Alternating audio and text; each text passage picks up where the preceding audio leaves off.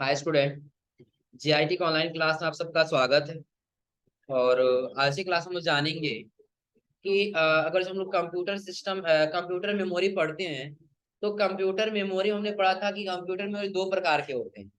पहला हमने पढ़ा था प्राइमरी मेमोरी और दूसरा हमने पढ़ा था सेकेंडरी मेमोरी।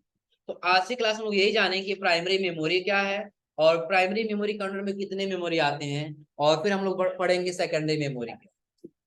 क्लियर सबको ना? देखिए, सबसे पहले हमारा दे रहा है प्राइमरी मेमोरी। प्राइमरी मेमोरी क्या होता है और कैसे वर्क करता है। तो दे रहा है प्राइमरी मेमोरी प्रोसेसर के साथ वर्क करती है। किसके साथ वर्क करती है? प्रोसेसर के साथ वर्क करती है।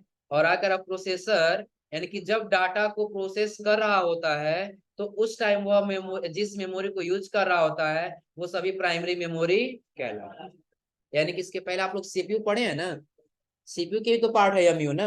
तो जो दो पार्ट है यानी कि एएलयू और उसके बाद से सीयू यानी कि अर्थमेटिक लॉजिक यूनिट और कंट्रोल यूनिट। जब ये दोनों डेटा को प्रोसेस कर रहा होगा तो उस समय जिस मेमोरी को यूज कर रहा होगा वही हमारा कौन सा मेमोरी कहलाएगा? Primary memory. क्या है यहाँ पे? प्रोसेसर जब डाटा को प्रोसेस कर रहा होता है उस समय वो जिस मेमोरी को यूज कर रहा होता है वो सभी के कौन मेमोरी होते हैं? Primary memory. जैसे आगे कह रहा है यह प्रोसेसर के सप्लीमेंट यानी कि सहायक के रूप में प्रयोग की जाती है। यानी कि देखा जाए ना तो जो हमारा प्राइमरी मेमोरी होता है ना ये हमारे कंप्यूटर को एक सहायता देता है। क्या करता है? एक सहायता देता है जिससे हमारा कंप्यूटर आसानी से अपना काम कर सकता है।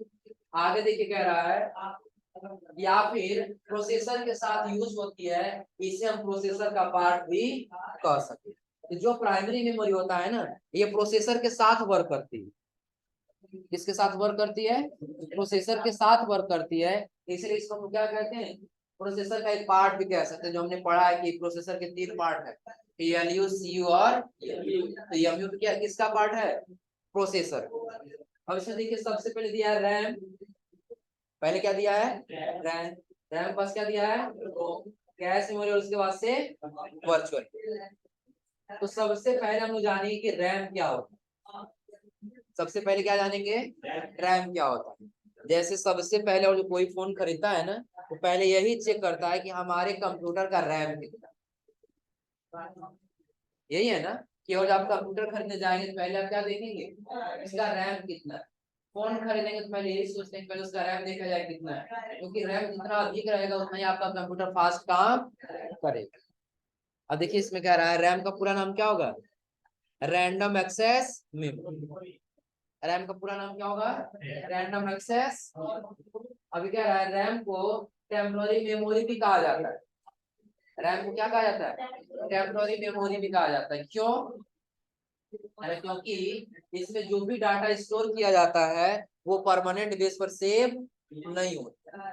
यानी कि जो भी डेटा हम सेव करेंगे वो परमानेंट बेस पे सेव नहीं होगा, क्योंकि वो डेटा कुछ समय के बाद से अपने आप क्या हो जाता है? डिलीट हो जाता है। कुछ समय के बाद कब? जब तक आपके कंप्यूटर में इलेक्ट्रिसिटी रहेगा तब तक रैम आपका उस डेटा को क्या करेगा? सेव करके रखेगा। और जैसे बीच में अगर जो लाइट चली जाती है आपका कंप्यूटर बंद हो जाता है तो आपका वो सारा डेटा क्या हो जाएगा? लॉस हो जाएगा। जैसे समझिए परमानेंट बेस पे सेव नहीं होती है। अगर बीच में लाइट चली जाती है तो डाटा लॉस हो जाता है। अगर जो बीच में लाइट चला जाए तो डाटा आपका क्या हो जाएगा? लॉस हो जाएगा। इसलिए इसको हम लोग क्या कहते हैं? टेम्पोररी मेमोरी भी। इसलिए इसको कौन सा मेमोरी कहा जाता है? टेम्पोररी मेमोरी भी कहा जाता है। कि जिसका ऐसे समय पे यूज हो जो सिर्फ काम करने के लिए आए, लेकिन जैसे उसमें इलेक्ट्रिसिटी दिया जाएगा तभी काम करेगा। इलेक्ट्रिसिटी बंद तो हमारा डेटा को क्या कर देगा? लॉस कर देगा। सिंपल एक उदाहरण दे रहे हैं। हम कंप्यूटर ऑन के अपना काम कर रहे हैं। काम जब करते हैं किसके ऊपर काम होता है? वो सारा रैम के ऊपर ही होता है। ये मैंने आपको पिछली क्लास में बताया था, याद है ना? एक टेबल के माध्यम से हम हार्ड डिस्क यानी कि अलमारी में अपने काम डॉक्यूमेंट को रखेंगे। जब काम करो तो निकाल के ऊपर रख के काम करेंगे, फिर उठा के वहां पे आया समझे ना?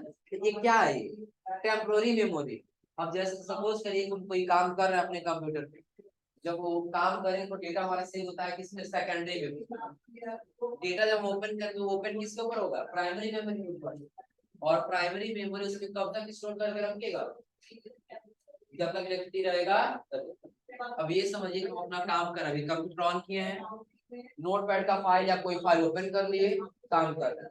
बीच में हमारे कंप्यूटर का इलेक्ट्रिसिटी चला जाएगा तो क्या वो डेटा रहता है? डेटा क्या हो जाएगा? लॉस हो जाएगा, डिलीट। क्योंकि वो डेटा अभी तक प्राइमरी मेमोरी पर ही है, आपने उसको सेकेंडरी मेमोरी में सेव नहीं किया। तो जो आपका प्राइमरी मेमोरी होता है एक टेम्पररी मेमोरी होता है जो डेटा को परमानेंट बेस पे स्टोर नहीं करता। और आगे क्या रहा है, इसलिए इस रैम को क्या कहते हैं? टेम्पररी मेमोरी भी कहते हैं। आगे क्या रहा है, रैम को वोलेटाइल मेमोरी भी कहा जाता है क्योंकि पावर जाने के बाद डाटा लॉस हो जाता है। जैसे आपके कंप्यूटर से पावर जाएगा ना, वैसे आपके कंप्यूटर का डेटा क्या हो जाएगा? लॉस हो जाएगा। और आगे कह रहा है अगर कोई फाइल सेव नहीं है तो वो डिलीट हो जाती है। जब हम किसी फाइल को सेव करते हैं तो सेकेंडरी मेमोरी यानी कि एचडीडी पर सेव होती है। सपोज करें कि जो भी आप काम कर रहे हैं पहले, वो काम किसके ऊपर हो रहा है? सेकेंडरी मेमोरी के ऊपर। इसके ऊपर हो रहा है सेकेंडरी मेमोरी के ऊपर। तो जैसे हम काम करते इसके ऊपर हो रहा है, अगर जो अभी इसी के ऊपर है, बीच में जो इलेक्ट्रिसिटी मिल रहा था इसको वो बंद हो जाएगा, फिर डेटा को क्या कर देगा? डिलीट कर देगा। लेकिन वही अगर हम यहाँ से सेव कर लेते हैं इसको, तो ये किस पे चला जाता है? यानी काम प्राइमरी मेमोरी पे करेंगे ना, काम कहाँ होगा? प्राइमरी में। और जब सेव करें तो कहाँ जाएगा? सेकेंडरी में। यानी प्राइमरी मेमोरी पर डेटा तब तक ही स्टोर रहेगा जब तक इसको इलेक्ट्रिसिटी मिल रहा है। आ रहा है समझे ना? अब जैसे इसमें से इलेक्ट्रिसिटी जाना बंद होगा वैसे डेटा को क्या कर देगा? डिलीट कर देगा। लेकिन अगर हम यहाँ से सेव कर लेते कहाँ चला जाएगा? सेकेंडरी में। और सेकेंडरी मेमोरी एक ऐसा मेमोरी होता है कि जो डेटा को परमानेंट बेस पे स्टोर करके रखता है। परमानेंट बेस का मतलब क्या होगा कि अगर जो आप काम कर रहे हैं ना और रैम के ऊपर कोई काम कर रहे हैं और वही रैम दूसरे कंप्यूटर में लगाए तो आपका कोई डेटा वहां जाने वाला नहीं, तो वो डेटा मतलब क्या हो चुका है? लॉस हो चुका है। लेकिन वही अगर उसके अंदर अवेलेबल हम मेमोरी कार्ड को या पेन ड्राइव के निकालें और किसी दूसरे कंप्यूटर में हम लगाएंगे तो हमारा आसानी से काम करेगा। क्लियर सबको ना? पहले ये आगे लेके फिर रैम को बता रहे हैं कितने भागों में बांटा गया है।